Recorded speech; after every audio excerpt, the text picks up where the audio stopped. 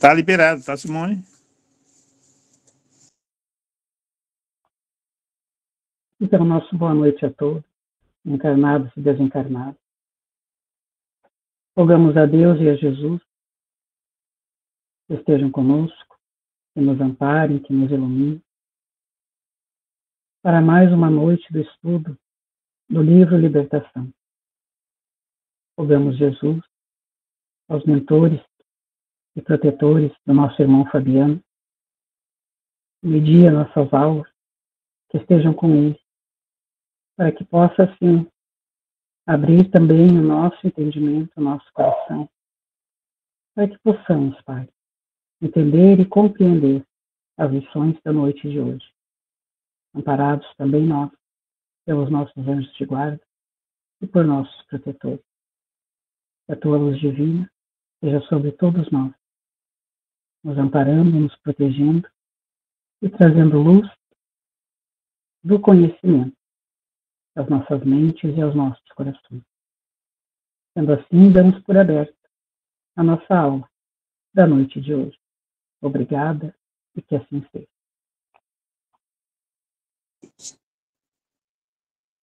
Antes de nós começarmos a leitura, nós vamos abrir um espaço para quem quiser fazer alguma pergunta, fazer algum comentário sobre o Papa Gregório, que ficou da aula passada, tá? Está aberto, então. Se caso ninguém quiser, nós já vamos abrir a leitura.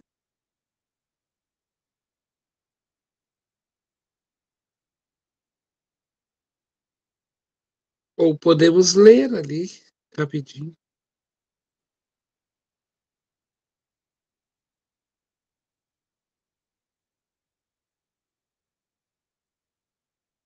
E aí, pessoal? O que vocês preferem?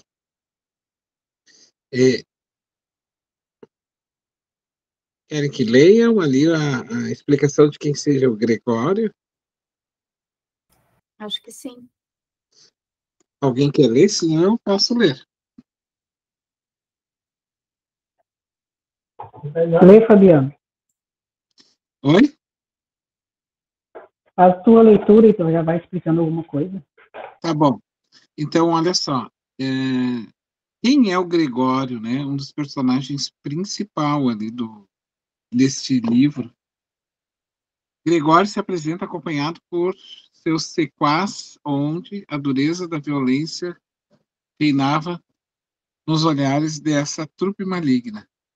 Acusou diretamente Gúbio. Gúbio, então, é um mentor espiritual, é o personagem principal desse livro, de ter tirado seus comandados da linha de frente. Nós vamos ver isso, né, ao longo do tempo, quando ele tiver o diálogo, é que ele está citando, porque ele já está citando lá na frente do livro, né, mas só para a gente entender.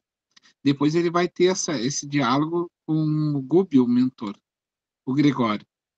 De ter tirado, né, então, lá, e da linha de frente, que tinha arquitetado para fazer sofrer Margarida. Daí nós vamos, então, agora, nós estamos conhecendo quem seria Margarida. E com a ironia acentuou irado palavras carregadas de ódio. Não há um Deus misericordioso, e sim uma causa que dirige. Essa causa é inteligente e não sentimento. Fico pensando aqui com os meus botões, o escrito, né? Sobre muitos espíritos encarnados ou não, estando hipnotizados sobre o domínio fácil que exerce as sombras nas pessoas humanas, quando ainda invigilantes. Então, ele vai continuar dizendo assim, e seguindo com as suas palavras carregadas de sombra espessa, o querer, o mandar e o poder estão em minhas mãos, diz então o Gregório. Quanto os espíritos se enganam muito sobre essas três palavras do mundo e fora dele. Muitos destes não imaginam que este querer, este mandar e este poder nada mais são que os frutos das forças malignas.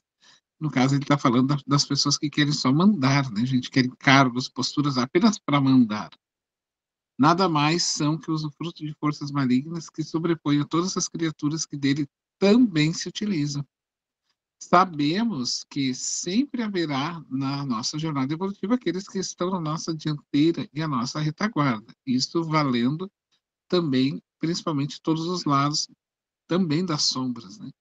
Então, é natural que na nossa vida a gente tenha a hierarquia, né, pessoal? Pessoas que têm que estar na frente, mas nas sombras isso também, isso que ele está querendo dizer. Sabemos que o desejo é uma força motivadora poderosa quando direcionado para o mal. O desejo pode levar uma pessoa a tomar ações egoísticas, prejudiciais e normalmente erradas. O querer desmedido e sem consideração pelo outro pode levar a comportamento manipulador, ganancioso e até mesmo criminoso. E quem não estaria, não é mesmo, jungido a esse desejo pequeno ou grande, de grande porte?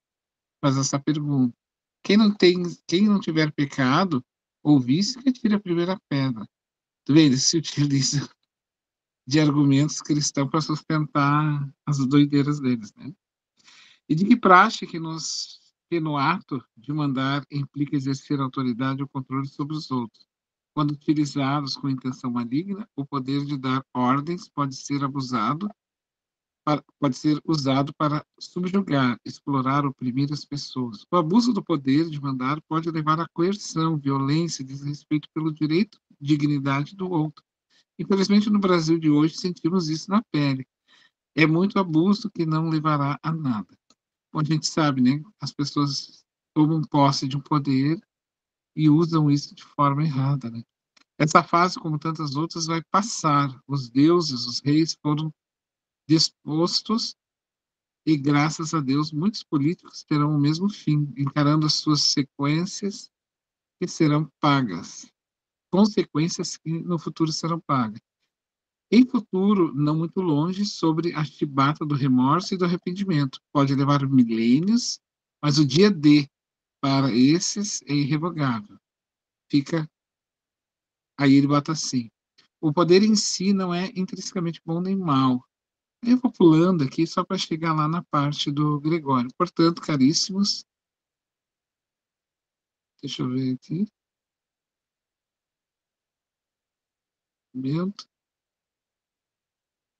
Gente, eu li o errado, tá? Aqui. Eu tá falando do poder, era o segundo texto.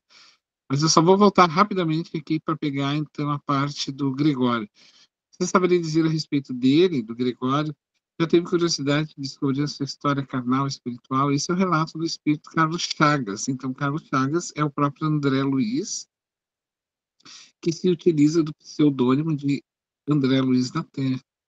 Você sabe que André Luiz foi o irmão do Chico Xavier. O Chico tinha um irmão chamado André Luiz que desencanou por um AVC.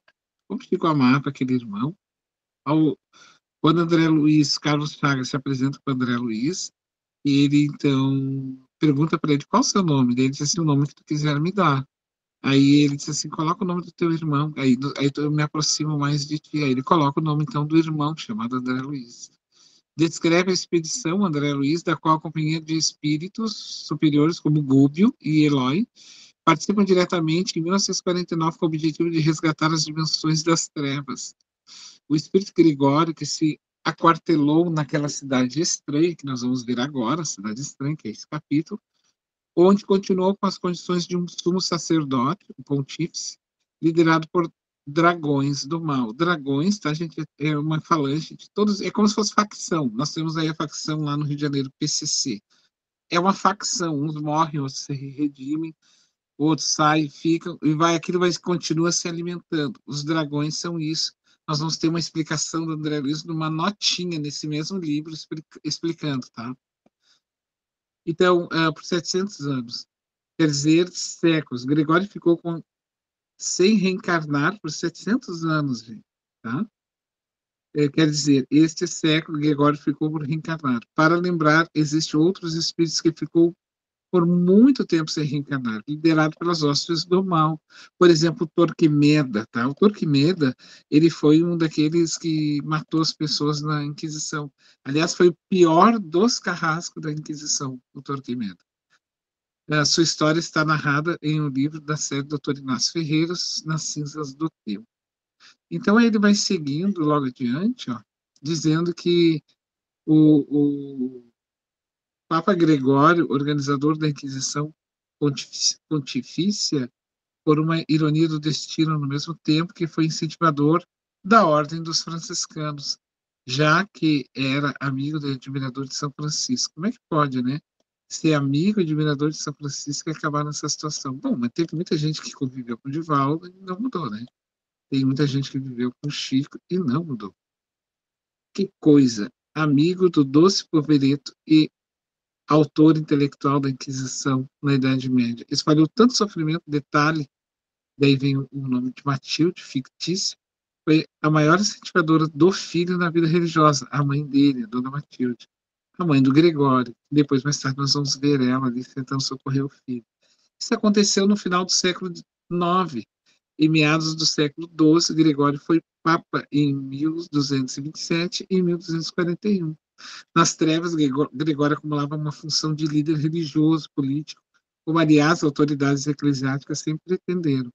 O fato é que Matilde, a mãe do Gregório, e Gregório se separaram. Ela ascendeu aos planos superiores, enquanto o filho, Gregório, dominiciado nas dimensões das trevas, estacionou no tempo. O espírito não regride, mas ele pode estacionar, tá? Saldanha, um pouco temeroso com Gregório, poderia lhe fazer, foi acanhado, e de certa forma não fez. Então, o Gúbio não se cura a ferida profunda. Aqui, ó, Gúbio. Não se cura a ferida, diz o Gúbio, aprofundando o suco da carne em sangue. A cicatriz abençoada surge à custa da enfermagem, remédio ou retificação, com acidente no amor. Então, ele vai continuar dizendo, essa expressão poética descreve uma verdade profunda do processo de cura das nossas feridas morais, né? Podemos curar uma ferida emocional simplesmente aprofundando ainda mais o sofrimento ou remexendo no sentimento doloroso associado a ela? Quando uma ferida física ocorre, como um corte na pele, é necessário tratá-la e não ficar futricando, né? Para encerrar, então, tá, gente? No entanto, se tentarmos curar uma ferida emocional através das ações autodestrutivas, como reviver constantemente a dor, buscar situações que nos machucam e ignoram, só tem de apresentar problemas emocionais. Assim como uma ferida física piora continuamente, a ferida repetidamente mexida também só gera estrago. Aqui vale a reflexão, também associada ao nosso campo emocional. Então seria isso, tá? Ele então foi um papa, ele teve uma mãe que orou, que cuidou dele, ele se deixou levar, ele teve conhecimento de São Francisco, perdeu essa oportunidade também, mas é porque é do perfil deste espírito.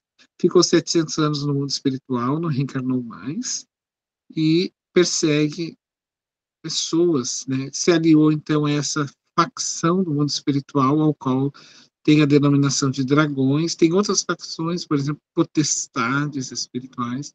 Isso já vem de milênios, tá, gente? Na época de Jesus também era isso. O apóstolo Paulo fala das potestades espirituais. Mas, enfim, seria isso então, Selmer. Este contexto aí que acontece, primeiro o Papa, depois nas trevas, a gente percebe uma continuidade, um acompanhamento dos personagens, sempre. Eles estão numa situação e anos depois a gente vê na literatura acho que é do André Luiz, essa aqui, não é do Emmanuel, ele coloca uma sequência, ele nos dá um retorno da continuação dessas pessoas. E eu queria saber uma coisa, Fabiano, tem alguma coisa a ver essa estranha cidade com aquela do sexo e obsessão? Tá fechado teu microfone. Eu li esse livro faz bastante tempo. Então, quando abriu esse capítulo, Eu acredito que sim, tá?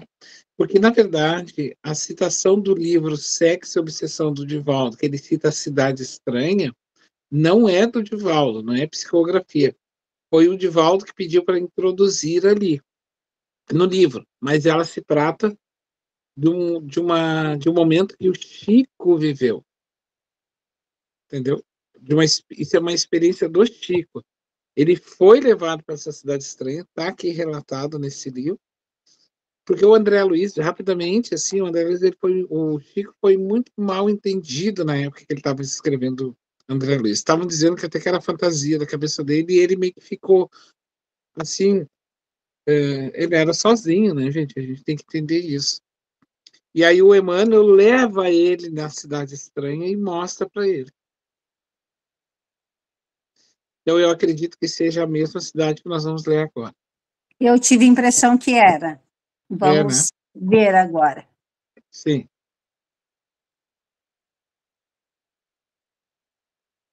Está liberado, Fabiano? Está liberado, vamos lá. Vamos convidar a Rita para ler um pouquinho, Rita? Sim, pode ser. Numa cidade estranha. No dia imediato, pusemos-nos em marcha. Responde-nos às arguições afetuosas, o instrutor formou-nos de que teríamos apenas alguns dias de ausência. Além dos serviços referentes ao encargo particular que nos mobilizava, entraríamos em algumas atividades secundárias de auxílio.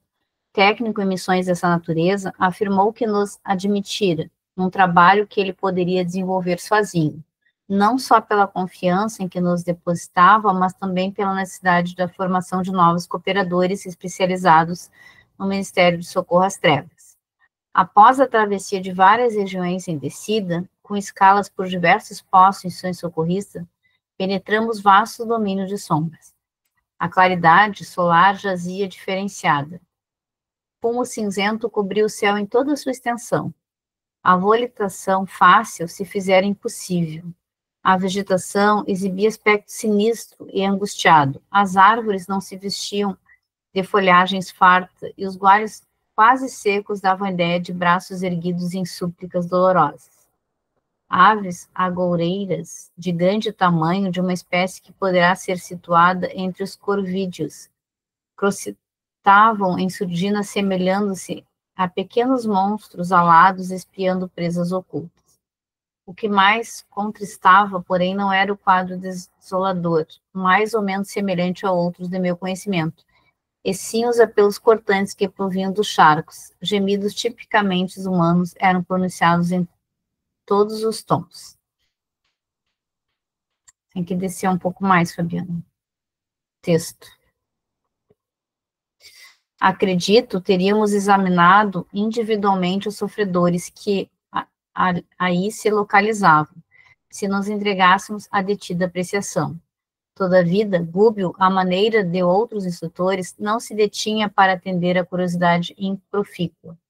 Lembrando a selva escura a que Alighieri se reportava no imortal poema, eu trazia o coração premido de interrogativas inquietantes. Aquelas árvores estranhas de frondes ressecadas, mas vivas, seriam almas convertidas em silenciosas sentinelas de dor, qual a mulher de Lot, transformada simultaneamente em estátua de sal?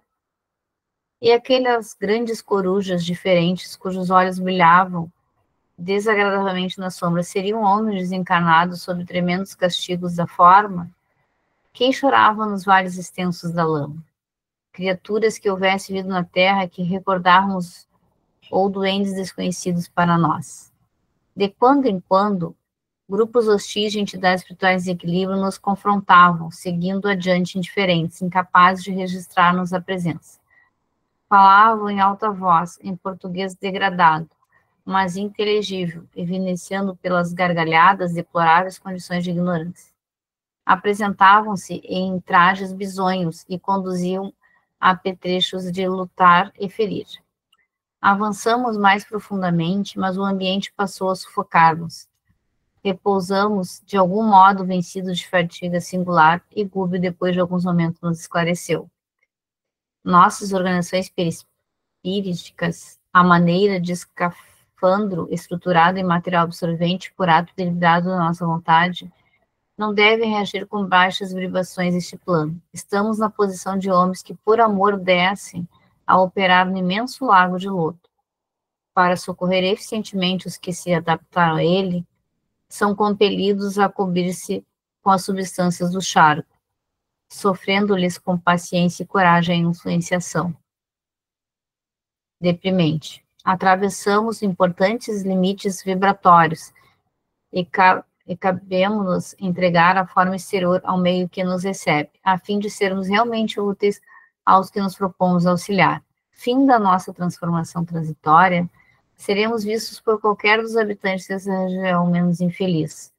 A oração de agora em diante deve ser nosso único fio de comunicação com o alto, até que eu possa verificar, quando na costa, qual o minuto mais adequado de nosso retorno aos dons luminescentes. Não estamos em cavernas infernais, mas atingimos grande império de inteligências perversas e atrasadas, anexo aos círculos da crosta, onde os homens terrestres eles sofrem permanente influenciação. Chegou para nós um momento de pequeno testemunho. Muita capacidade e renúncia é indispensável, a fim de alcançarmos nossos fins.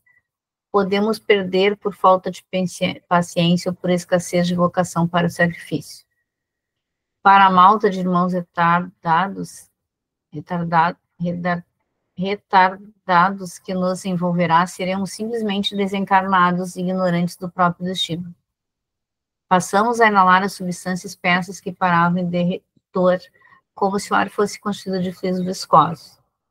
Eloy estirou-se ofegante, não obstante experimentar, por minha vez, asfixiante opressão. Busquei padronizar atitudes pela conduta do instrutor, que tolerava a metamorfose, silencioso e palidíssimo.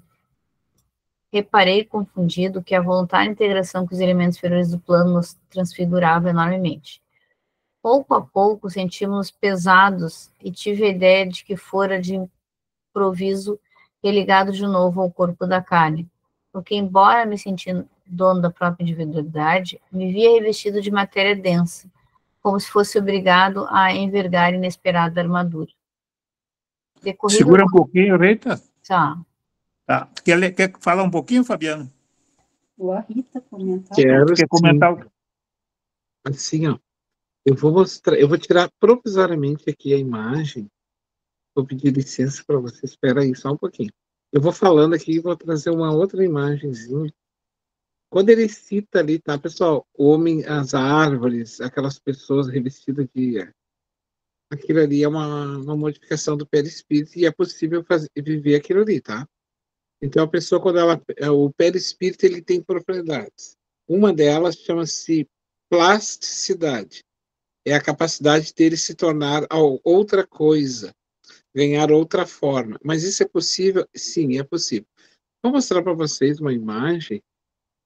Então, no mundo espiritual, as pessoas ganham formas. Pode ganhar a beleza, a gente aprende isso no estudo da mediunidade. Então, pode ganhar beleza pela forma áurica, bonita, bela, translúcida, e pode mostrar uma imagem degradante, assimilando-se, por exemplo, a coisas bem desequilibradas. Ele cita ali o Dante Alighieri. É que o Dante tem um livro chamado O Inferno de Dante. E o Dante era um poeta italiano que foi levado para esses lugares e escreve esse livro. Tem imagens, né, que o próprio Dante descreve. E eles foram nesse lugar e viram aqueles bichos, né, em formato, mas chamou a atenção do André Luiz, que pareciam gente. Eu vou tirar aqui só para mostrar para você. Então. Só um momentinho. Como isso é possível, tá? Eu vou mostrar na Terra para vocês verem o homem-árvore da Índia. Espera aí.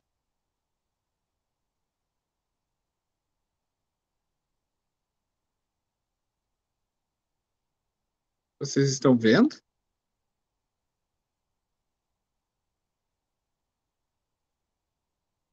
Este homem... Opa, só um pouquinho, que eu acabei clicando aqui, peraí. Isso aqui é uma das aulas de estudo. Eu queria tentar aumentar mais aqui. Deixa eu ver uma coisa. Assim, ó, o homem-árvore da Índia, esse rapaz, ele nasceu com um problema sério em que ele... Aqui, aqui. Eu vou aumentar aqui. Olha as mãos dele.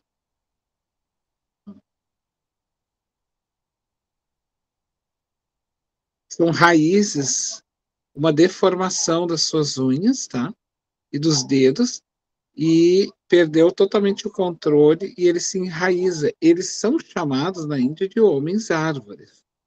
Olha o estado desse aqui, ó. Olha as mãos dele.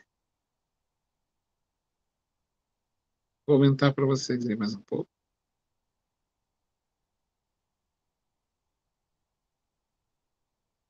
Ó, ali as mãos dele, ó, o braço aqui.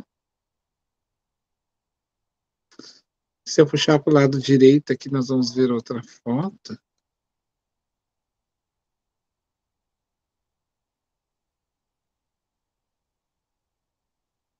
Vamos pegar essa daqui.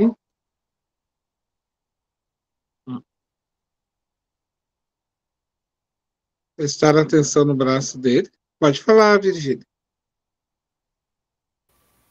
Fabiano, eu li sobre esse rapaz lá na Índia e eu soube que os médicos, inclusive, já fizeram cirurgias nele e volta a ficar da mesma forma. Isso, exato. Também ali, foi tu que falou do A Divina Comédia, né? Não, acho que não. Não, Né, alguém disse assim, não é Inferno de Dante. Inferno de Dante foi o filme que fizeram, mais baseado. Mas o nome do livro, realmente eu não li quem foi, mas fez a correção. É a Divina Comédia. Eu acho que foi a Mari, ela não está hoje. Ah, tá. é o Leandro. Ali, ó. Então, eles têm deformações. Por exemplo, aqui, ó. Eu vou mostrar mais um tipo de causa e efeito que ocorre com essas deformações. A pessoa sem rosto, né? São karmas, tá, pessoal? Que nós não sabemos, a gente se comove ante essa situação, mas são pessoas que acabam trazendo no seu perispírito esse drama por terem cometido alguma coisa, porque ninguém, se Deus é bom, infinitamente bom, ele não pode ser mal, né? Então há de ter uma explicação para essas anomalias físicas, entende? Então, esse homem-árvore que chama atenção, ó, e realmente a Virgínia falou, e não tem, ele faz cirurgia e volta, né? Os motivos estão no perispírito. Então, quando o André Luiz fala, e a gente fica pensando, como ele pode ter uma pessoa árvore? Não é exatamente uma árvore, mas é algo que representa, parece uma árvore. Vamos imaginar que André Luiz estivesse vendo esse homem aqui, totalmente enraizado, assim, aos pés, corpo cravado no chão, com essas, sabe? Imaginaria que ele então falaria, parecem árvores. Né? É que aqui, como ele está no corpo físico, a materialização é mais densa por causa do átomo, né? Por causa das células, então é físico. No mundo espiritual não tem corpo, então o perispírito plasma com muito mais facilidade. Muito mais, daí sim, aí ganhar forma mesmo com muito mais facilidade. Mas assim, ó, são processos de resgate, né, dessas almas que estão vindo por algum motivo. E alguém citou, né, mas são rostos inocentes. E aí nós brincamos, né, há muitos inocentes. E na verdade, somos inocentes, mas jamais injustiçados. Inocentes, a palavra inocente requer que eu desconheço porque que eu estou assim. Eu estou inocente da verdade do fato, mas jamais injustiçado. Porque Deus não existe injustiça para Deus. Posso tirar algum comentário? A gente nota que, pelas fotos, quanto mais velho, mais raízes tem, né? É isso aí. Isso mesmo. Não sei. E é uma coisa, assim, indeterminada, assim, né? Vai saindo, assim, das mãos, parece uns cachos, assim. Para a medicina seria inexplicável, né? Essas coisas para nós espíritas É, tem a explicação. isso mesmo.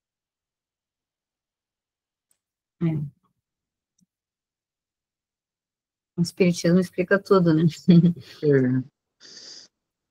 Como um amigo meu disse assim, mas vocês espíritas explicam tudo. A doutrina espírita explica tudo, sim. Porque ela tem a base para isso, né? Sim, aí se as pessoas não querem acreditar, é com elas, né, Fabiana? Mas ela tem explicação para tudo mesmo. Exatamente. E, na verdade, é como tu falou, né? A gente olha assim, sempre fica meio chocado, mas, como tu falou, não tem injustiça, né? Não sabe as histórias remanescentes dessas pessoas que ela tá assim, né? Claro. Mas esse mundo ali que ele fala era assim que estavam essas pessoas que eram como árvores, né? Então ele via o vulto, via talvez os espíritos ali, mas era meio árvore, meio humano, né? Como tu estava mostrando ali. Exato. E os animais também, né? Corujas e tudo, ele dá a entender que talvez fosse até também humanos, né? Assim como a lupina, né? Isso mesmo, por exemplo, te lembra, vocês talvez se recordem, no livro Sexo e Obsessão, que o Marquês de Sade parecia uma lesma? Ele rastejava como uma lesma. Pessoal, assim, nós vamos ter a forma da qual a gente sempre manipulou na Terra. Tá? Se tipo, nós... o eu, né? Interior, né? Exato. Uma representação, teve, Uma né? representação. O padre, ele era, assim, era normal, sacerdote, mas depois teve um outro livro, não me lembro se foi na Transição Planetária, que ele tinha a forma aí de um lobo, né? Lupina, né? Eu vou tirar a tua verdadeira máscara, né? Também teve outros livros, né? Que a gente estudou, né? Isso. Aí mostrou o interior dele, né? O interior Uhum. dele era este, né? Ele era um monstro, de certa forma, Isso. né? Porque o perispírito, ele plasma o sentimento do espírito. O corpo ainda barra o sentimento. O corpo mostra, mas ele ainda barra, né? Porque ele é uma matéria bruta, então ele é um escudo. Agora, e aí ele herda do pai e da mãe aquela fisionomia. Então, aí ele não consegue manipular mais do que aquilo. Mas o perispírito não, né, gente? O perispírito é só do espírito, daí ele mostra a realidade do espírito.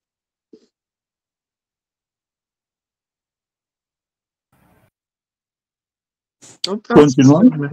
Vamos lá. Pode ser? Podemos continuar? Pode. O Joel Correia, quer ler um pouquinho? Sim.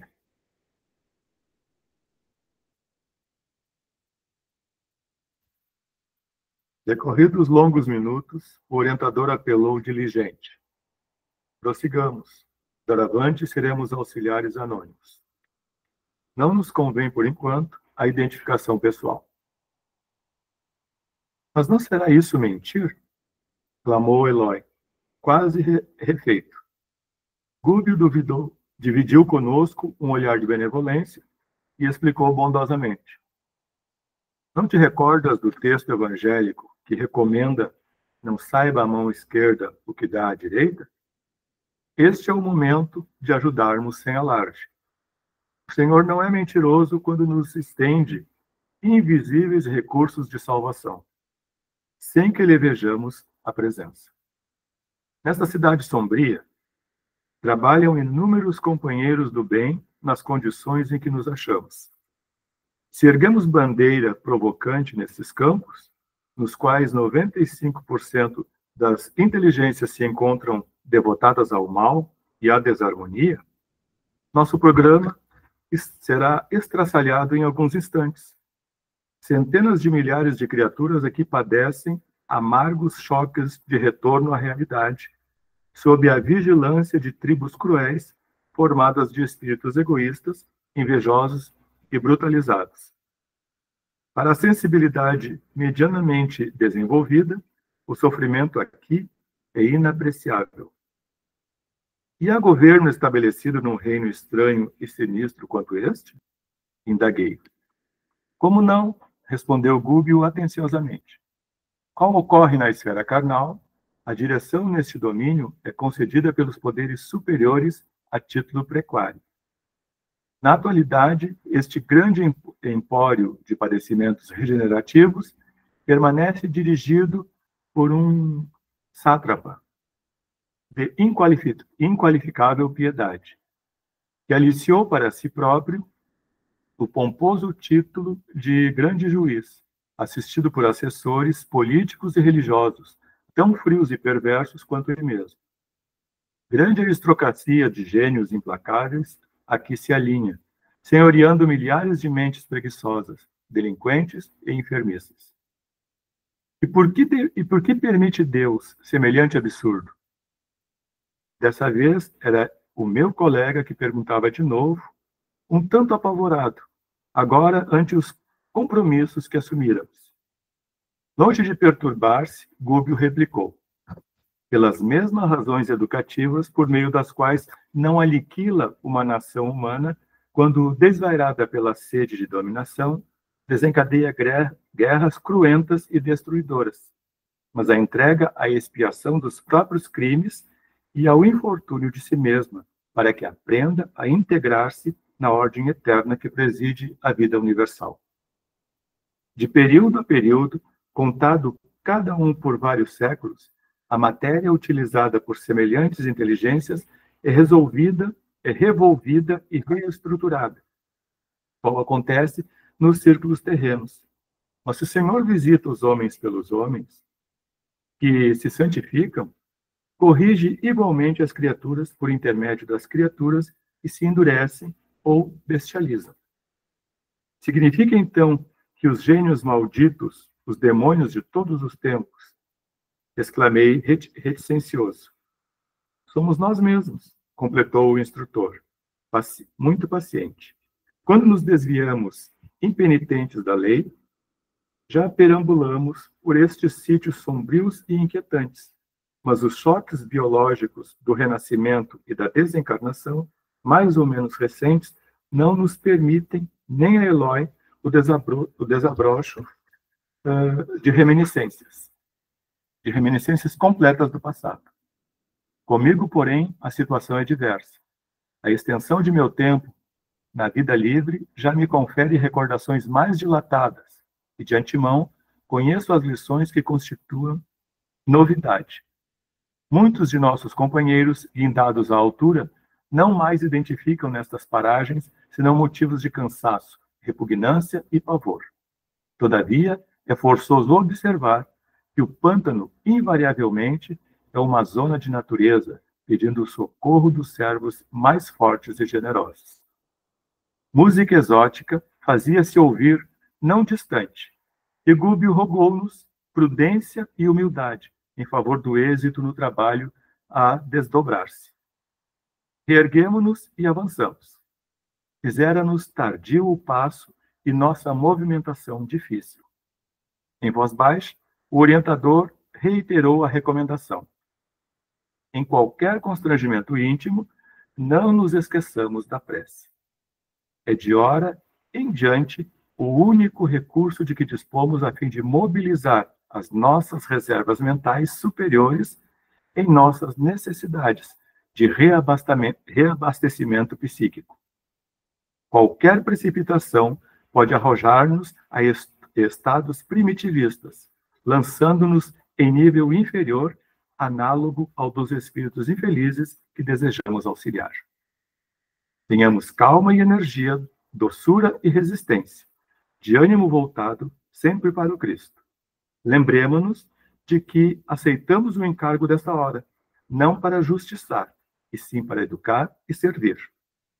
Adiantamo-nos caminho afora como se fazia possível. Em minutos breves, penetramos vastíssima aglomeração de vielas, reunindo o casaril decadente e sórdido. Rostos horrendos completavam-nos, furtivamente, a princípio, mas à medida que varávamos o terreno, éramos observados com atitude agressiva por transeuntes de miserável aspecto. Alguns quilômetros de via pública, repleto de quadros deploráveis, desfilaram aos nossos olhos. Mutilados às centenas, aleijados de todos os matizes, entidades visceralmente desequilibradas nos ofereciam paisagens de arrepiar. Impressionado com a multidão de criaturas deformadas que se enfileiravam sobre o nosso raio visual, perfeitamente arrebanhada ali em experiência coletiva, enderecei algumas interrogações ao instrutor em tom discreto. Por que tão extensa comunidade de sofredores? Que causas impunham tão flagrante decadência da forma? Paciente, o orientador não se fez demorado na resposta.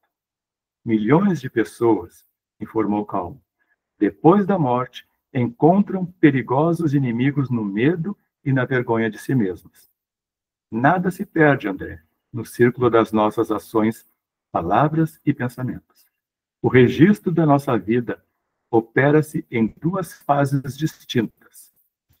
Perseverando no exterior, por meio dos efeitos de nossa atuação em criaturas, situações e coisas, e persistindo em nós mesmos, nos arquivos da própria consciência, que recolhe matematicamente todos os resultados de nosso esforço, no bem ou no mal, no interior dela própria.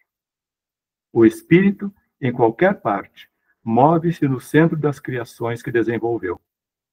Defeitos escuros e qualidades louváveis envolvem-no onde se encontra. A criatura na terra, por onde peregrinamos, ouve argumentos alusivos ao céu e ao inferno, e acredita vagamente na vida espiritual que o espera além-túmulo.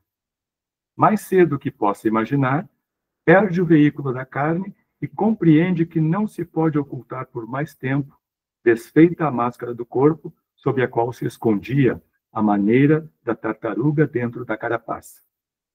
Sente-se tal qual é e receia a presença dos filhos da luz, cujos dons de penetração lhe identificariam de pronto as mazelas indesejáveis. O perispírito para a mente é uma cápsula mais delicada, mais suscetível de refletir-se a glória ou a viciação, em virtude dos tecidos rarefeitos de que se constitui. Em razão disso, as almas... amiga, só um adendo, assim, rapidinho. Eu queria só fazer um comentário, olha só. Ele está citando aqui, então, o perispírito, né? Olha, compreende que não se pode ocultar mais tempo. Então, assim, eles ficam adiando as pessoas, os espíritos, porque eles têm medo, eles ficam escondidos, como se fosse dentro de uma carapaça, uma tartaruga. Eles receiam a presença dos filhos da luz, os espíritos. Por quê? Porque esses sabem entrar, né, e fazer com que eles identifiquem os pontos e as mazelas indesejáveis. Aqui, ó. As mazelas indesejáveis, ou seja, ele vai saber tocar o meu mundo interno, e eu não quero ver esse mundo interno. Eu quero continuar na minha arrogância, né, na minha situação. Aí, logo depois, ele cita aqui, ó, o perispírito, aquilo que a gente estava falando, para a mente é uma cápsula mais delicada. O corpo, para a mente, já não é tão delicado, porque ele já ganhou a forma com a combinação do DNA do pai e da mãe e mais a manipulação do espírito. Então, ele travou, né? Ficou ali, travado, aquele rosto. Já no mundo espiritual, o perispírito pode moldar para a mente. Ó. É uma cápsula mais delicada, mais suscetível de refletir. Ela é suscetível de refletir a glória ou a viciação. Lembra que eu falei? Pode ter a aureola lá, bonita e luminosa, mas pode ter a cara de um monstro. Em virtude dos tecidos rarefeitos, porque o tecido do perispírito, que é matéria, mas ele é muito mais maleável, no mundo espiritual, ele é muito mais suscetível. Em razão disso, a alma decaída no impulso de revolta contra os deveres. Então, só para justificar essa parte, que ele está falando aqui, né, para nós, essa diferença do porquê que no mundo espiritual é mais fácil de transformar em muitas coisas o rosto, né, o próprio perispírito da pessoa quando está desencarnado, e por que eles não querem sair assim, porque eles não querem ir para o arrependimento, não quero me arrepender, eu quero ficar assim, ó, enamorando-me nessa culpa, nesse ódio, porque é alimento, né? Para muitas pessoas é alimento. Gente, porque eu justifico, porque meus traumas me fizeram isso. Gente, olha só. Quando a gente vai fazer acompanhamento, por exemplo, psicológico com uma pessoa, não importa a parte psicóloga, não deve importar o trauma da pessoa. O que deve ser importado é como ela está lidando com isso. Porque nós nascemos no mundo para ter cicatrizes. Nós nascemos. Quando o bebê nasce, ele tem um trauma. Quando nós ouvimos um não, nós temos um trauma. Quando a gente perde, quando a gente deixa, quando a gente não tem o que quer, quando a gente levanta cedo, a gente está sempre tendo esses nãos, esses traumas. Então, a vida ela é feita de cicatrizes e traumas.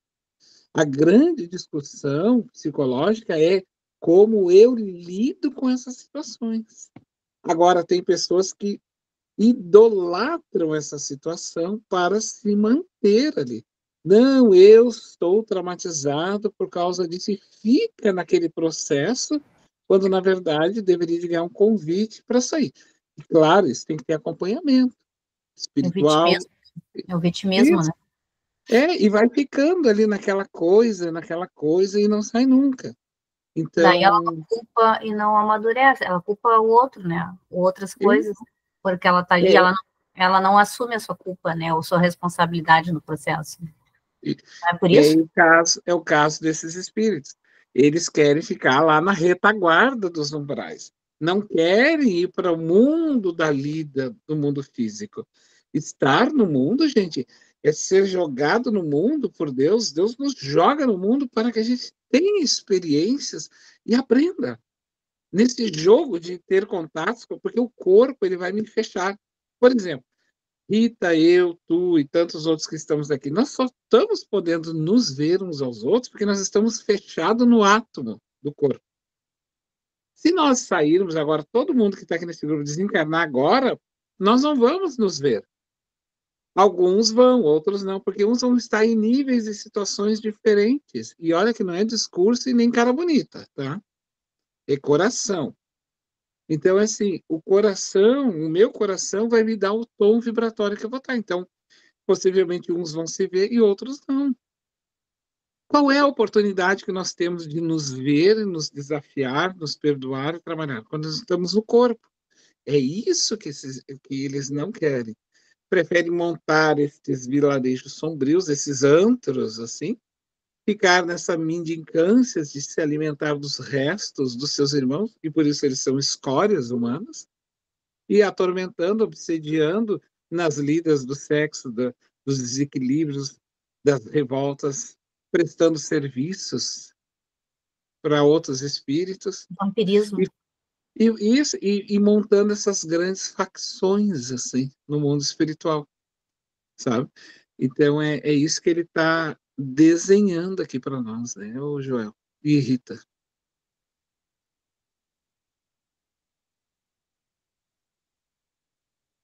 Era que eu só fazer esse adendo para nós não deixar passar tão rico essa leitura. Tá. O perispírito para a mente é uma cápsula mais delicada, mais suscetível de refletir a glória ou a viciação em virtude dos tecidos rarefeitos de que se constitui. Em razão disso, as almas decaídas no impulso de revolta contra os deveres que nos competem a cada um, nos serviços de sublimação, aliam-se umas às outras por meio de organizações em que exteriorizam, tanto quanto possível, os lamentáveis pendores que lhes são peculiares, não obstante, perpetuadas pelo aguilhão das inteligências vigorosas e cruéis. Mas interferir Não há recursos de soerguer semelhantes comunidades? A mesma lei de esforço a mesma lei de esforço próprio funciona igualmente aqui. Dá uma descansadinha, Joel. Tá bom? Eu convido a Virgínia, pode ser, Virgínia. Tu quer fazer algum comentário, Joel? Tem? Não. Tá bom. Seu Quer Homero, comentar alguma coisa? eu agradeço, mas eu estou com dor de garganta, não tenho condições de ler hoje. Tá, desculpa, então. Desculpa, Nadir, quer ler um pouquinho? Posso ler, sim. A mesma lei de esforço próprio funciona igualmente aqui. Não faltam apelos santificantes de cima. Contudo, com a ausência da íntima adesão dos interessados ao ideal da melhoria própria, é impraticável qualquer iniciativa legítima em matéria de reajustamento geral. Sem que o espírito, senhor da razão e dos valores eternos que lhe são consequentes, delibere mobilizar o patrimônio que lhe é próprio, no sentido de elevar o seu campo vibratório. Não é justo seja arrebatado, por imposição, a regiões superiores que ele mesmo, por enquanto, não sabe desejar. E até que resolva tirar-se ao empreendimento da própria ascensão, vai sendo aproveitado todas as leis universais no que possa ser útil à obra divina. A minhoca, enquanto é minhoca, é compelida a trabalhar o solo. O peixe, enquanto é peixe, não viverá fora da água. Sorrindo ante a própria argumentação, concluiu bem-humorado. É natural, pois, que o homem, dono de vastas teorias de virtude salvadora, enquanto se demora no comboio da inferioridade, seja empregado em atividades inferiores. A lei estima infinitamente a lógica. Calou-se Gúbio, evidentemente constrangido pela necessidade de não acordarmos demasiada atenção em torno de nós. Tocado, no entanto, pela miséria que ali emoldurava, tanta dor, perdi-me num lar de indagações íntimas. Que empório extravagante era aquele? Algum país onde visse já tipos subhumanos? Eu sabia que semelhantes criaturas não envergavam corpos carnais e que se congregavam no reino purgatorial, em benefício próprio. Entretanto, vestiam-se de roupagens de matéria francamente imunda. Lombroso e Freud encontrariam aí extenso material de observação. Incontáveis tipos que interessariam de perto a criminologia e a psicanálise. Vagueavam absortos, sem rumo. Exemplares inúmeros de pigmeus, cuja natureza em si ainda não possa precisar, passavam por nós, aos magotes. Plantas exóticas, desagradáveis ao nosso olhar, ali proliferam e animais em cópia abundante. Embora monstruosos, se movimentavam a esmo, dando-me a ideia de seres acabrunhados que pesada mão transformara em doentes. Becos e despenhadeiros escuros se multiplicavam em derredor, acentuando-nos o angustioso assombro. Após a travessia de vastíssima área, não sopitei as interrogações que me escapavam do cérebro. O instrutor, todavia, esclareceu discreto. Guarda as perguntas introspectivas no momento. Estamos numa colônia purgatorial de vasta expressão. Quem não cumpre aqui dolorosa penitência regenerativa pode ser considerado inteligente subhumana.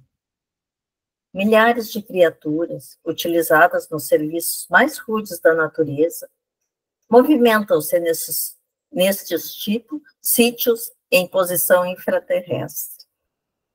A ignorância, por ora, não lhes confere a glória da responsabilidade. Em desenvolvimento de tendências dignas, candidatam-se à humanidade que conhecemos na crosta. Situam-se entre o raciocínio fragmentário da macacoide e a ideia simples do homem primitivo na floresta. Afeiçoam-se a personalidades encarnadas ou obedecem, cegamente, aos espíritos prepotentes que dominam em paisagens como esta. Guardam, enfim, a ingenuidade do selvagem e a fidelidade do cão.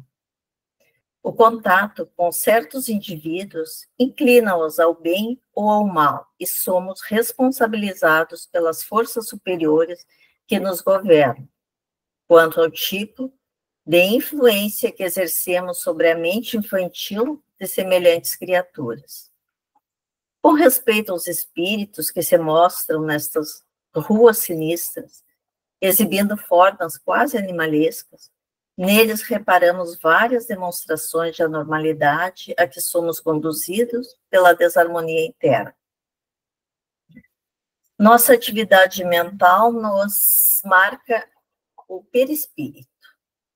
Podemos reconhecer a propriedade do acerto, quando ainda no mundo. O glutão começa a adquirir aspecto deprimente no corpo em que habita. Os viciados no abuso do álcool passam a viver de porco, arrojados ao solo, à maneira de grandes vermes. A mulher que se habituou a marquedejar com o vaso físico, olvidando sagradas finalidades da vida, apresenta máscara triste, sem sair da carne. Aqui, porém, André, o fogo devorador das paixões aviltantes revela suas vítimas com mais hedionda crueldade. Certo, porque eu refletisse no problema da assistência, o orientador aduziu. É impraticável a enfermagem individual e sistemática numa cidade em que se amontoam milhares de alienados e doentes. Um médico do mundo surpreenderia aqui, há centenas, casos de amnésia, de psicastenia, de loucura, através de neuroses complexa, alcançando a conclusão de que toda a patogênia permanece radicada aos ascendentes da ordem mental.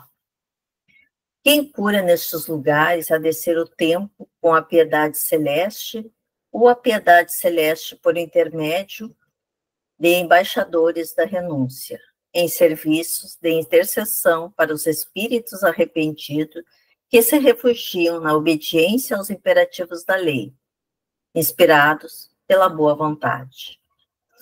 Alguns transentes repulsivos ombrearam conosco e Gúbio considerou prudente silenciar.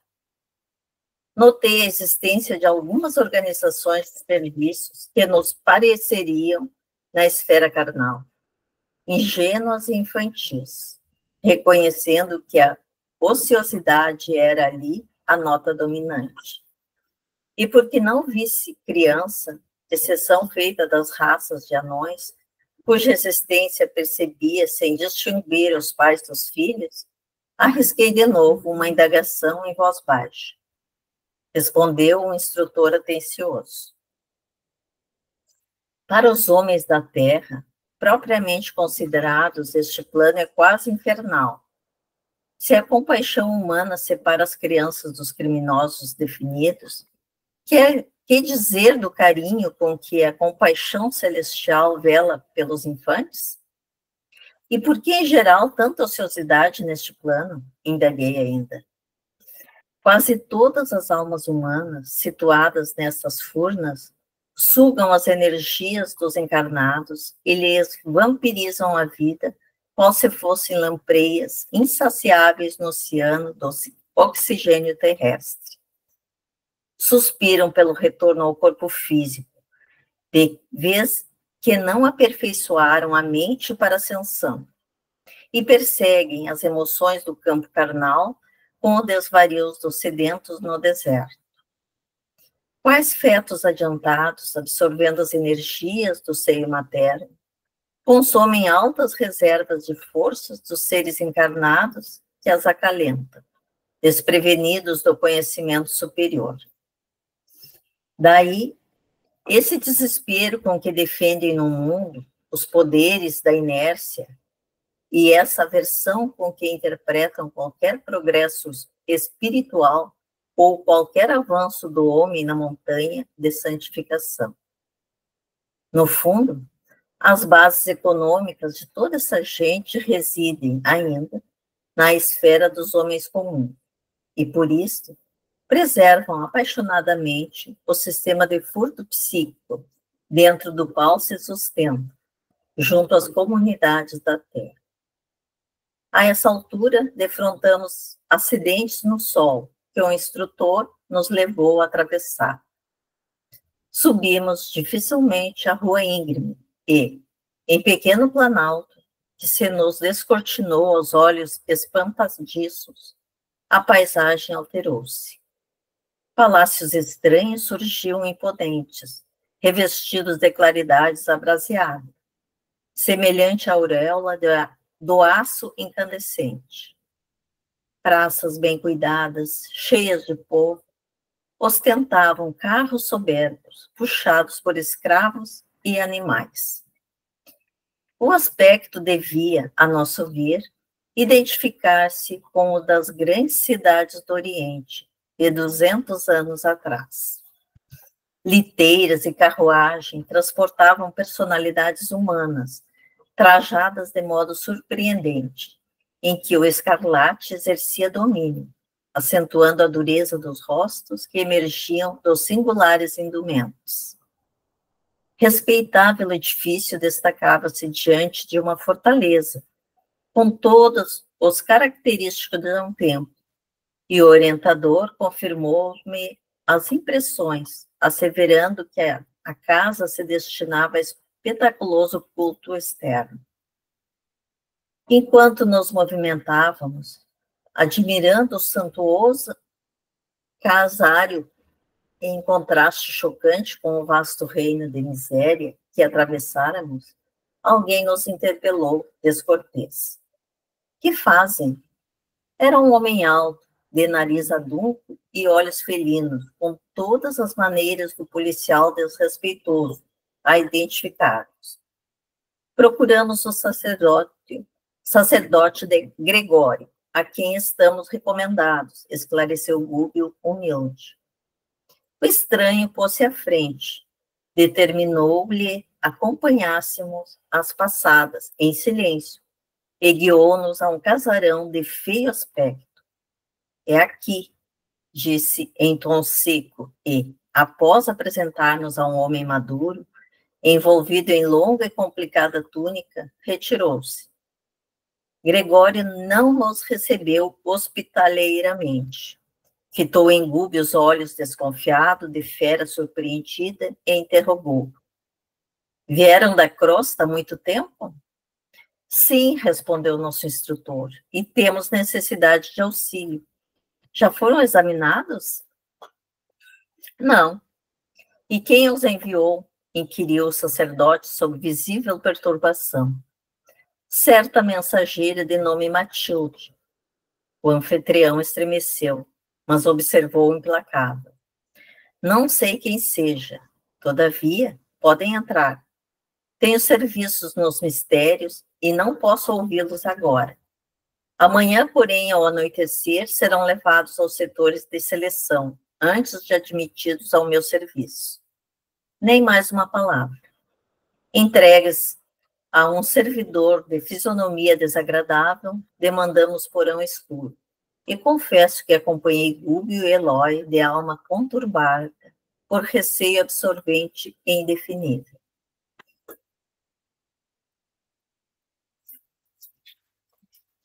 É isso aí, pessoal.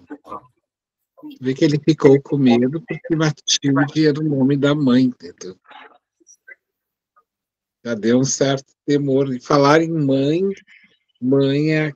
Porque assim, o que curva esses espíritos? Né? As mães, não é, Nadir? Exatamente isso aí.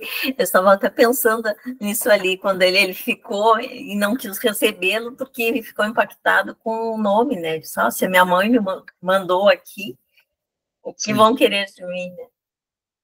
Isso aí. É isso. Até Mas então, é muito triste, né, Fabiano, isso aí. Sim. A gente fica lendo, ouvindo isso aí. É bem triste essas coisas, assim como aqueles... E não está longe da Terra. Se tu for aí nesses lugares, assim, tomado por facções, é assim, gente. Mas muito triste. Pois é, eu fiquei até imaginando aqueles que nasceram com aquelas deformidades nas mãos, assim. Parece abominável, né? Não existe, parece uma coisa que não existe para nós ainda. Exato. Mas, infelizmente, existe. Ainda é. Isso mesmo. Ô, Fabiano, porque depois deles atravessarem toda aquela zona estranha, chegaram a um lugar que parecia melhor, que parecia há 200 anos, por que daí não eram tão monstros, tão feios? Mas é porque são lugares de almas perturbadoras. Mas era tudo mesmo local, mesma cidade. Sim, mas não quer dizer que siga um padrão sempre, né? As coisas modificam. Se tu vai lá no morro, lá no Rio de Janeiro, a casa do patrão é mais bonita que a casa dos outros, mas é no mesmo lugar. Tem até BMW lá. Esses dias com a facção que tu falou, que era no morro. Aí tinha até uma BMW, assim, tinha uma piscina, tudo assim, e tu olhava por fora, a casa era uma casa assim como qualquer outra lá, né? Mas por dentro tinha toda uma estrutura, né? Que era o chefe da facção que tu falou. Isso aí. E é bem igualzinho, viu, gente? São lugares que se assemelham, assim. Só que, claro, tomam tonalidades diferentes, porque é aquilo que a gente falou, né? No mundo espiritual, as coisas são muito mais vivas, mais reais. Então, o que eu represento lá no meu mundo interno, eu represento no meu físico lá. Aqui, por exemplo, não, né? Aqui, por exemplo, eu posso ter uma alma horrorosa, e eu faço umas aplicações no rosto, boto uma roupa bem bonita e estou bem bonito. Porque aqui ainda se vende a imagem. Né? E agora, então, nesses últimos tempos, então, nem se fala, né, gente? E eu acho que eu sou super defensor de que nós devemos sempre nos cuidar, sempre, né? Para melhor, mas eu estou falando da parte do desequilíbrio, assim, das coisas. O excesso, né, Fabiano? Uhum. E ali também esses espíritos, né, como a Rosa estava falando, eles seriam tipo o chefe ali, né, o sacerdote, né, o que coordena, gerencia todo esse sistema ali onde eles estão passando. E aí eles podem também ter esses poderes, né, as trevas, os espíritos malignos também plasmam, né, assim como no nosso lar, tu plasma, sei lá, um lago com um cisne voando, as plantas bonitas, eles plasmam algumas coisas que não seriam tão escabrosas como as outras, né? Exatamente. Então, até porque ali, ó, até então, eles estão achando que eles desencarnaram. E que isso é porque o Gubbio, ele vai falar que eles se revestiram de trapos, assim, também, para poder estar ali, né? E aí, até então, ele não sabe. O Gregório vai saber depois. Depois nós vamos ver, então, os próximos capítulos. Ô, Fabiano, no livro dos médiuns, né, traz bem essa parte, né? Claro, ali fala da mediunidade, né, que a pessoa vê, né, plasma no plano espiritual, o charuto, quem gosta de costurar plasma, a máquina de costura, e a mesma coisa, então, lá é a mesma coisa, então isso que eles querem dizer, né? E eu ouvi uma vez, eu li um livro, eu não sei qual é que é, não sei o nome, mas que os dirigentes de casa espírita, eu fiquei apavorada, né? Que eles eram crocodilos, e eles eram adormecidos. Eu fiquei apavorada. Eu disse, nunca você conduzir uma casa espírita, porque eu acho que eles tinham tantas transgressões, eles faziam muitas coisas dentro, né, da casa espírita e que não condizia, certo, né? Eu fiquei apavorada com aquela descrição do livro, que eu nunca tinha visto, né, Fabiana? Não tinha ouvido falar naquele tempo. Isso faz uns 7 anos que eu li o livro. Eu fiquei apavorada. Mas como a criatura está dentro de uma casa espírita, trabalhando tudo de bom, como é que a criatura ainda, quando cai no sono, fica reportado como se fosse um crocodilo para outra região? Eu fiquei apavorada. E daí agora a gente vê, né, como é que é, né? Meu pai, isso aí é de vidas passadas, pode ser de vida recente, não quer dizer, né, Fabiana? Aqui ele está falando de situações de desequilíbrios, né, pessoal? Não é assim. Agora eu vou chegar do outro lado e vou me transformar numa lagartixa, não é? A gente está falando de pessoas Escolhe outro bichinho mais assim. bonitinho, Fabiano. Oi? Escolhe outro bichinho mais bonitinho, lagartixa, não, né? Mas a lagartixa ainda, com todo respeito, assim, né? Ela ainda é útil. Mas esses casos que a Rosa falou, Fabiana, que eu acho assim, né, Rosa? Ele era o sacerdote, foi papa e tudo, mas tu vê que ele foi responsável pela Inquisição, coordenou.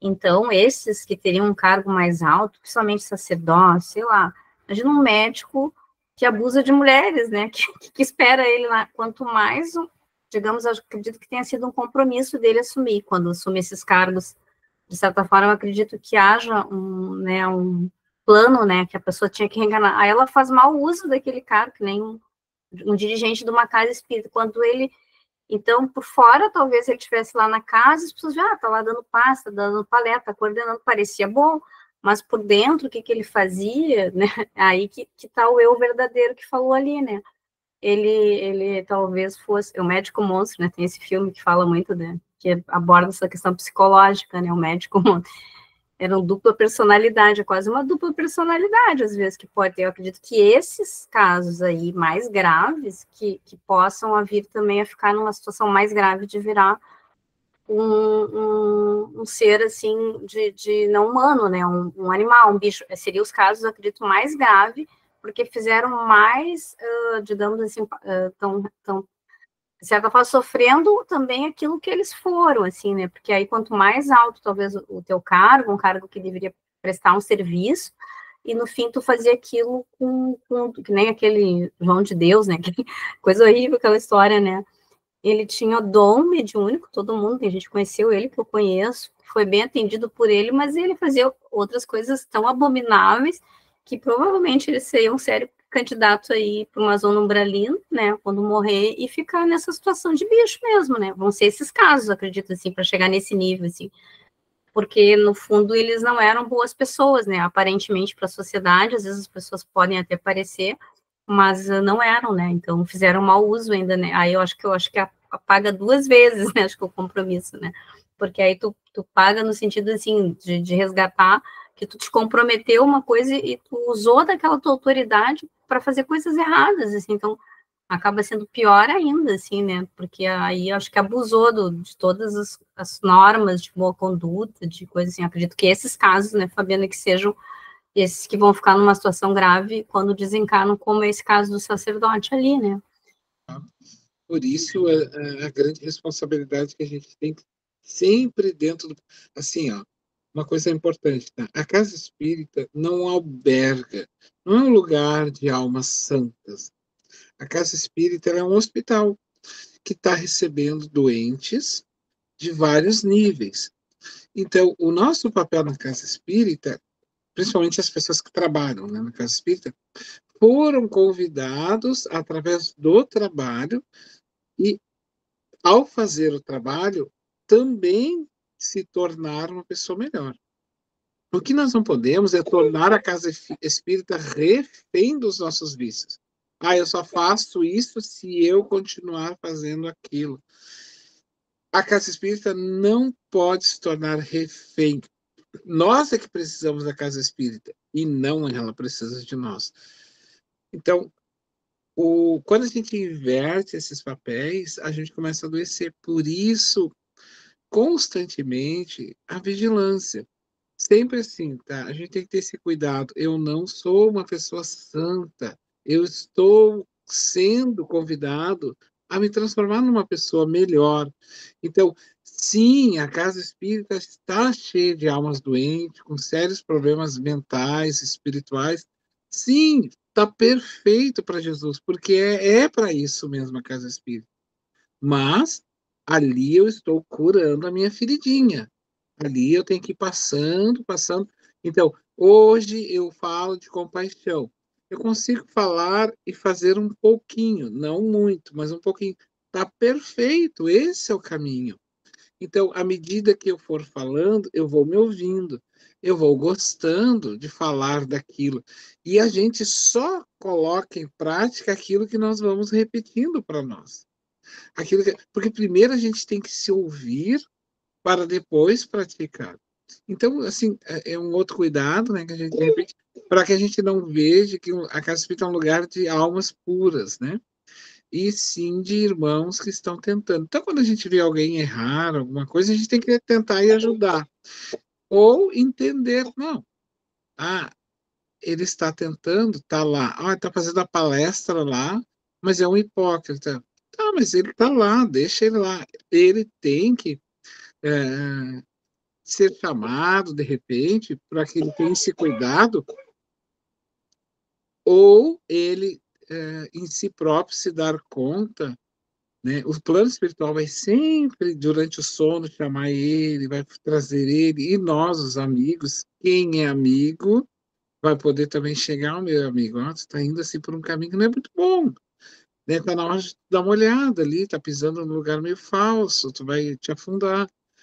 E daí, se a pessoa ela respira nessa informação, se ela é um pouco mais humilde, ela vai se dar conta e vai mudar, e vai seguir a barca, que é o ritmo da casa espírita, né? Eu sanar os meus problemas através do meu trabalho.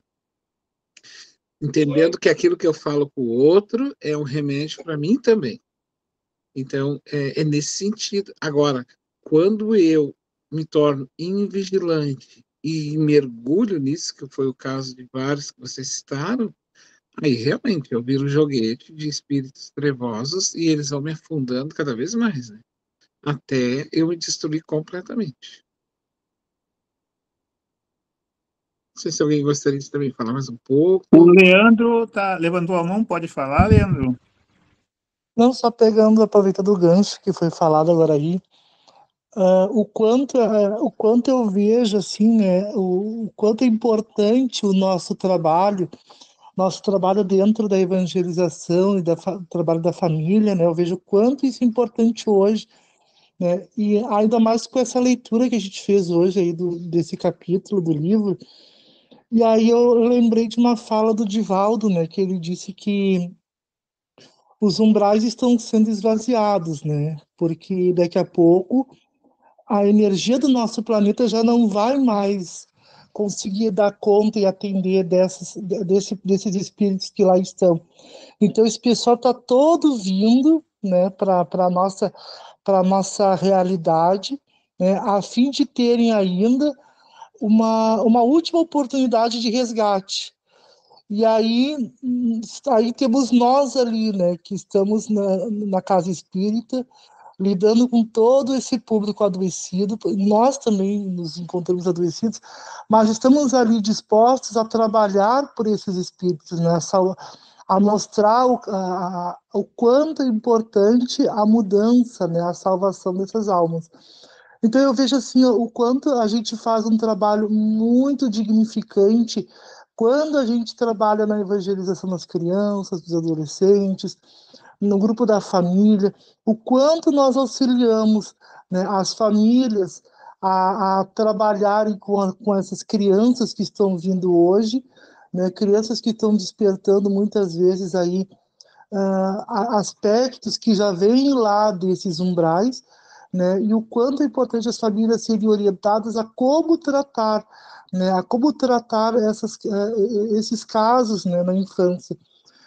tem uma frase no Evangelho, né, que é no capítulo Amai os vossos pais, né, que daí fala que os pais devem ser constantemente vigilantes aos filhos, porque eles devem aparar nos pequenos, né, essas imperfeições que forem brotando, né, então eles têm que ser verdadeiros jardineiros, né, então eles vão aparando essas manifestações desses espíritos de umbral, né? Então, aí hoje a gente vê assim, o quanto as pessoas, às vezes, pela falta do conhecimento, pela ignorância, né, pela ignorância do conhecimento, né, de não ter o conhecimento necessário. E aí eu puxo também que a questão do quanto é importante o nosso estudo, né, porque muitas vezes a gente acaba indo no embalo de outros, né, e acabamos abrindo as portas da nossa casa, do nosso centro espírita, para essas loucuras, né? E aí acaba todo o nosso trabalho se perdendo. Mas era isso que eu queria colocar, assim, o quanto é importante esse trabalho que nós todos fazemos, enquanto evangelizadores, enquanto trabalhadores, né, de casas espíritas, com esses espíritos que estão na última etapa da existência aqui na Terra, né? Então, eles estão tendo a última oportunidade de regeneração, né? Então, após esse período, ou eles vão ser remanejados para outro lugar, para outro planeta, ou seguirão evoluindo conosco na Terra, né? Então, esses rebeldes que não querem evoluir, eles estão sendo remanejados, estão sendo convidados para um outro lugar, para que eles tenham tempo de enxergar o quanto é importante a evolução e o quanto é importante o crescimento deles. Era isso que eu queria colocar. Ô, Fabiano, abrindo a porta aí do nosso querido Leandro, né? Ele falou que abrindo as portas da nossa casa, me veio agora uma lembrança de que muitas vezes, né, as pessoas se aborrecem ou não estão de acordo com algum trabalho que a casa realiza ou não querem entrar dentro dos parâmetros, e as pessoas se retiram da casa e procuram outra casa para trabalharem. E muitas vezes chegam lá, se defrontam com situações difíceis também, e vão para outra. E assim, eu conheço pessoas que saíram de várias casas, andaram perambulando por várias casas. E eu fico pensando, né, Fabiano, que a doutrina é igual em todas as casas. A doutrina em si, ela é unificadora, né? Bezerra já nos afirma que ela tem... O que muda é os moldes da casa, né? A maneira. Mas o trabalho, né? Na tua casa, na minha, é mesmo. Trabalhamos com diferentes situações, mas eu acredito que a essência do trabalho é a doutrina espírita, né? O conhecimento, a aproximação de Jesus, e como, né, o Leandro falou das crianças, tudo isso tem na maioria das casas espíritas. Por que as pessoas procuram sair da casa? Elas não aceitam? Será o questionamento que se faz? Talvez eu possa responder a tua pergunta, né? O quanto que as pessoas estão dispostas a se comprometer quando tu entra numa casa espírita, quando tu vai, nem que seja só como frequentadora, tu está se comprometendo com um projeto, né? Então, o quanto as pessoas estão dispostas a se comprometer com aquele projeto ali. Então, as pessoas sempre querem buscar aquele lugar que menos lhe exige, né? Então, a casa que menos lhe exigir, é lá que eu vou me sentir bem, né? Então, a gente vê muito isso aí. Então, a gente vê também a questão assim, ó. Mas as pessoas não estão procurando a casa espírita, então vamos tentar mudar, vamos tentar modernizar a casa espírita. E aí começa a enfiar um monte de coisa, e como tu falou ali, as raízes da doutrina espírita acabam morrendo. Então, coisas que às vezes não tem nada a ver com a doutrina espírita, com Kardec, ali, com o que Kardec traz nas obras básicas, vai sendo sufocada ao ponto de se perdendo. Porque com essa ânsia de querer ter público, né? Muitas casas, às vezes, abrem suas portas, né, para que entre aí, por exemplo, as terreiras de Umbanda, as práticas de espiritualistas, né? Quanta casa a gente vê hoje aí que oferece reiki, é isso, e aquilo, outro, aquele monte de coisa, né? Aí a pessoa vai lá na casa, toma passe, vai para o reiki, vai para não sei o quê, vai para não sei o quê, sabe? Mas não é isso aí, não é por aí o caminho, né? O caminho que Kardec fala ali, né, do que tange a casa espírita, é a prece, o trabalho da prece, a exposição doutrinária e o passe, né? E aí dali se desenvolve os demais setores da casa, né? O setor da evangelização da família e das crianças. Então, o que a gente tem que se perguntar é o quanto as pessoas estão dispostas a assumir um compromisso com aquela casa ali. O compromisso não com a casa, mas consigo mesmo. Porque quando eu vou numa casa espírita ali, eu sou convidado a, a mudar. Eu sou convidado a mudar, a fazer mudanças na minha vida. E será que nós estamos dispostos a fazer essas mudanças que a palestra me ensinou, que a exposição me ensinou, que foi falado lá? Será que eu estou disposto a esse sacrifício? Então, aqui estão me exigindo demais, então eu vou para outra que exige menos. E aí vai pulando, vai pulando.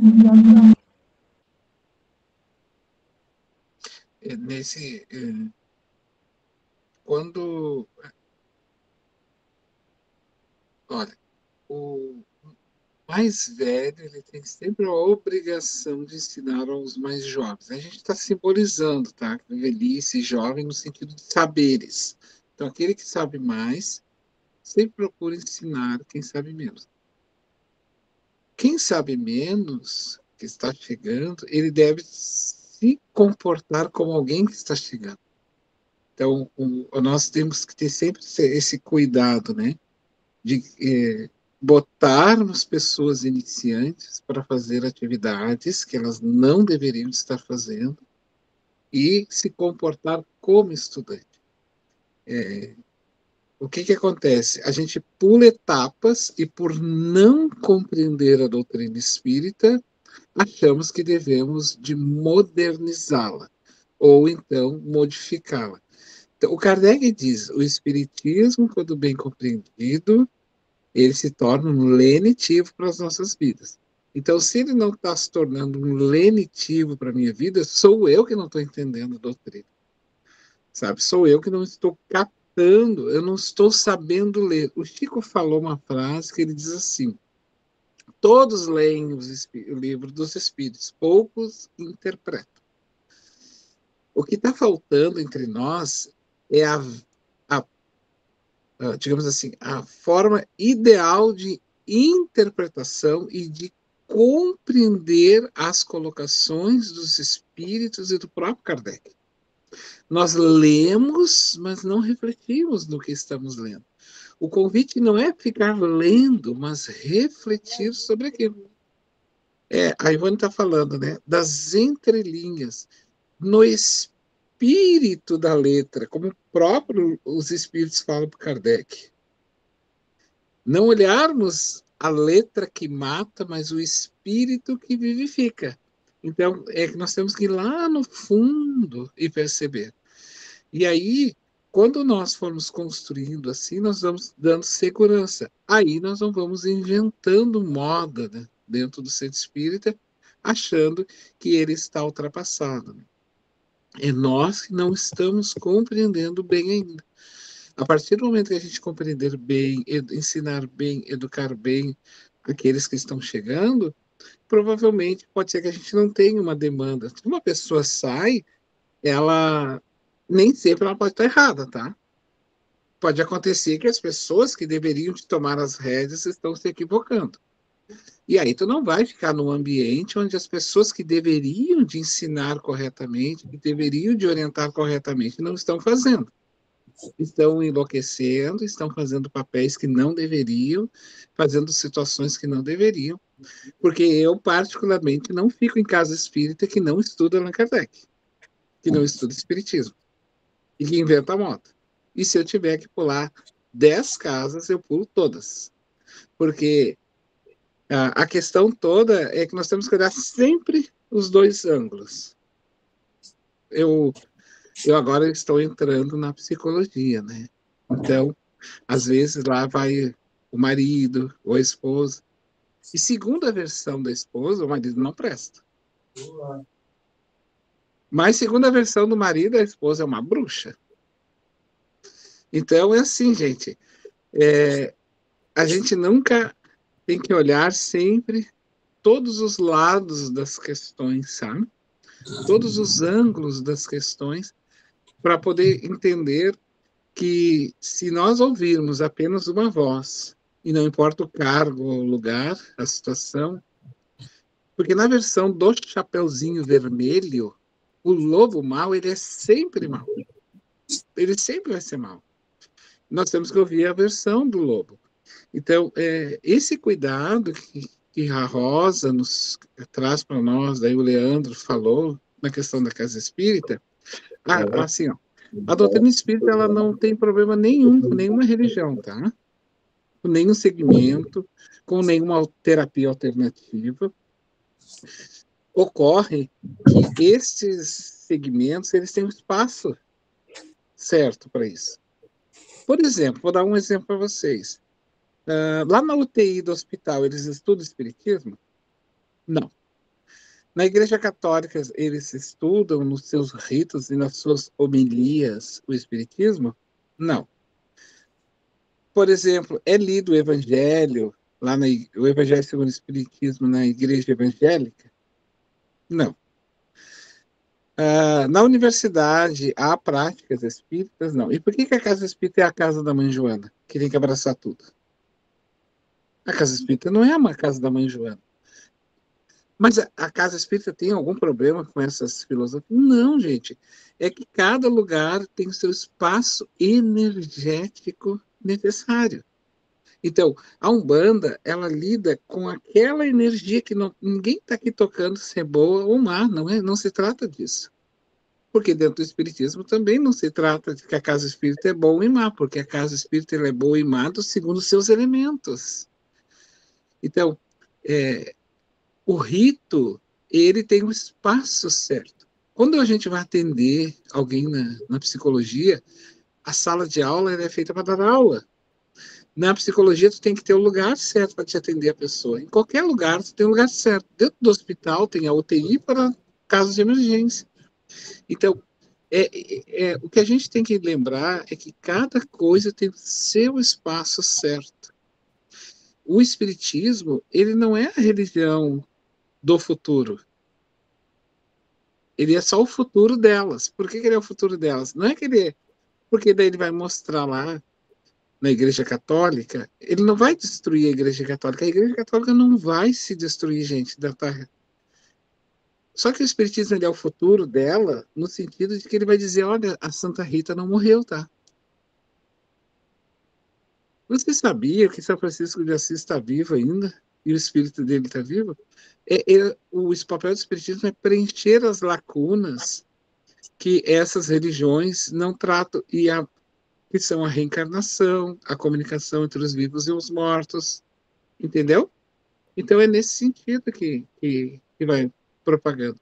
Agora, com relação, assim, a grande pergunta para finalizar a minha fala, a grande pergunta que nós sempre devemos fazer, tá, pessoal? Qual é o esforço que eu estou fazendo para mudar os meus sentimentos? Porque se alguém me tolera, ele é que ganha. Mas, assim, ele não é obrigado a ficar me tolerando a vida inteira.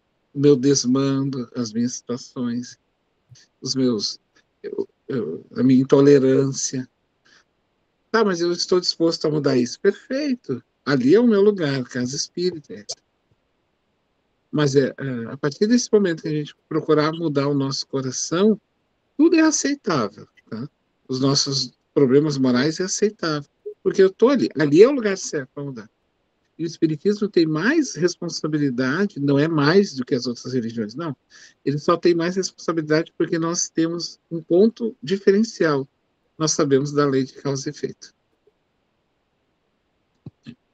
Então, isso que eu gostaria de falar.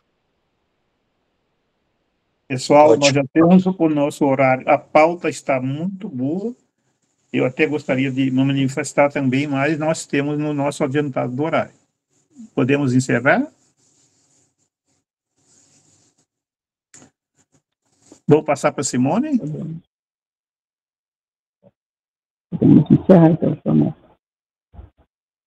Então, mais uma vez, agradecemos a este mestre justo e bom por estarmos aqui com os nossos corações entrelaçados, reunidos em nome de nosso Pai. Muito obrigado, Senhor, por esta noite, por este estudo tão esclarecedor, por esta conversa entre amigos, entre irmãos, que possamos, Senhor, refletir sempre, cada vez mais, no nosso trabalho dentro das nossas casas espíritas, que possamos nos aperfeiçoar sempre, em nome do Cristo, em nome da doutrina espírita, e que a Tua luz, Jesus, coordene os nossos pensamentos, os nossos corações e as nossas ações. Sendo assim, Jesus, agradecemos e damos por encerrado a nossa aula da noite de hoje. Obrigado, e que assim seja. Obrigado a todos. Beijo no coração de cada um. Uma boa noite. Muito obrigada. Boa noite.